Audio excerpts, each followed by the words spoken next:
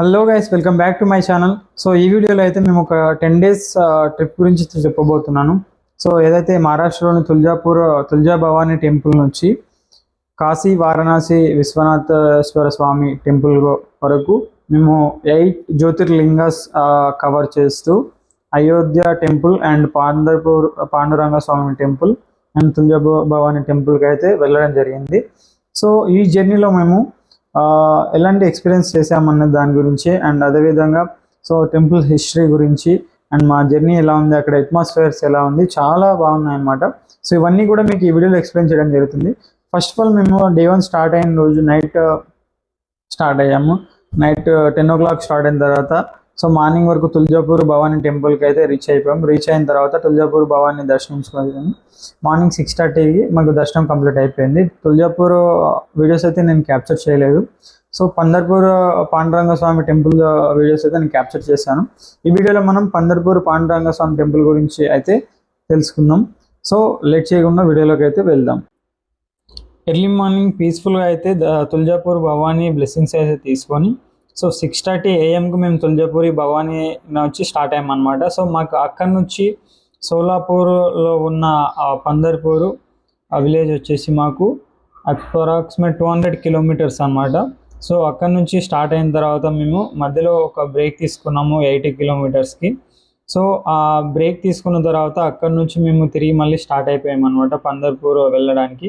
First of all మనం సోలాపూర్ వెళ్ళాల్సి ఉంటుంది ఇక్కడ నుంచి. సో మేమైతే ఫైనల్గా రీచ్ అయిపోయాం పండర్పూర్ పాండురంగ స్వామి టెంపుల్ విలేజ్కి అయితే. సో అక్కడికి వెళ్ళిన తర్వాత టెంపుల్ ఎంట్రన్స్లో మేము స్టార్ట్ అయిన తర్వాత అక్కడ మనకు నామాలు అయితే వేరే విధంగా ఉన్నాయి. సో ఇలా పెట్టారనమాట బొట్టు అక్కడ టైపు. సో ఎంట్రన్స్ అయితే ఇలా ఉంది. ఇక్కడ నుంచి అక్కడ స్ట్రైట్గా కనిపించేదే గుడి అనమాట. సో ఈ గుడికి ఒక స్టోరీ ఉంది, ఈ టెంపుల్కి అయితే ఒక స్టోరీ ఉంది. ఆ స్టోరీ ఏంటంటే, ఒకప్పుడు పుండాలికుడు అనే ఒక భక్తుడు ఉండేవాడు. అతనికి దేవుడు కంటే తన తల్లిదండ్రుల సేవ మొదటి పూజ. ఒకరోజు శ్రీకృష్ణుడు స్వయంగా అతన్ని చూడటానికి వచ్చాడు. కానీ పుండాలికుడు తన సేవ మధ్యలో ఆపలేదు. ఒక ఇటుకను విసిరి, స్వామి ఒక్క నిమిషం వెయిట్ చేయండి అన్నాడు. అందరూ ఊహించింది ఏమిటంటే దేవుడు కోపపడతారని, కానీ జరిగింది మాత్రం పూర్తిగా వేరే. భక్తుడి ప్రేమను చూసి శ్రీకృష్ణుడు ఆ ఇటుక పైన నిలబడి ఎదురు చూస్తాడు. అదే రూపం మనం ఇప్పుడు దర్శించుకునే శ్రీ పాండురంగ విఠల స్వామి. ఈ కథ చెబుతున్న ఒక మెసేజ్ ఏంటంటే, తల్లిదండ్రుల సేవ కంటే గొప్ప పూజ మరొకటి లేదు. లోపలికి అయితే మొబైల్స్ అలో లేవన్నమాట. సో మేము లోపలికి వెళ్ళి అయితే దర్శనం చేసుకున్నాం. చాలా మంచిగా అనిపించింది మాకు దర్శనం అయితే. సో లోపలంతా కూడా భజనలు చేస్తూ సాంగ్స్ పాడుతూ అండ్ మొత్తం విఠల విఠల అంటూ చాలా మంచి సాంగ్స్ అయితే పాడుతున్నారు. చాలా వైబ్ అనిపించింది మాకైతే. సో నెక్స్ట్ గుడి ఎదురుగా మాకు టెంపుల్ నుంచి స్ట్రైట్గా ముందుకు వెళ్తే మనకైతే ఒక రివర్ అయితే ఉంటుంది. ఆ రివర్ నేమ్ వచ్చేసి చంద్రభాగా రివర్.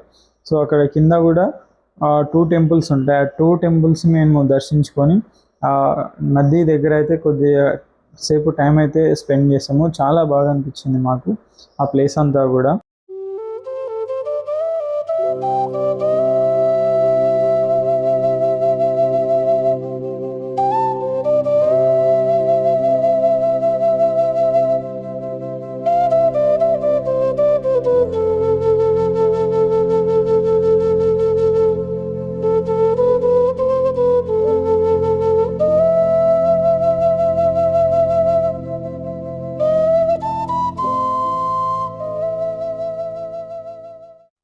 సో లోపల ఎగ్జాంపుల్గా దేవుడు కూడా ఇలాగే ఉంటాడు అనమాట. ఇలాగే ఇటుక మీద నిలబడి 2 చేతులు నడుము మీద పెట్టుకొని ఉంటాడు.